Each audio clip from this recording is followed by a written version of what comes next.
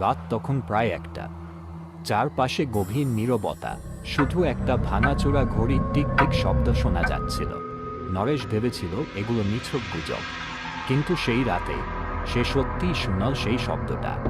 দেয়ালের ফাটল থেকে হঠাৎ একটা অচেনা আওয়াজ ভেসে এলো। বাতিটা টিমটিম করে নিভে যেতে চাইছিল।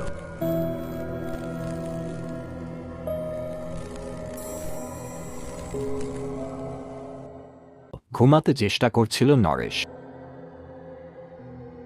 হঠাৎ মোবাইল কেঁপে উঠল।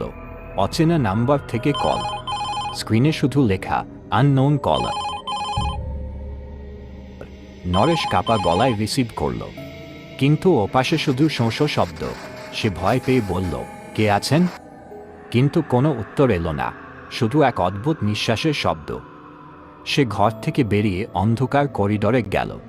ফ্ল্যাশলাইটের আলোয় হঠাৎ দেখল দরজার কোনায় একটা ছায়া দাঁড়িয়ে, কিন্তু চোখের পলকে সেই ছায়া অদৃশ্য হয়ে গেল। হঠাৎ আবার মোবাইল কেঁপে উঠল।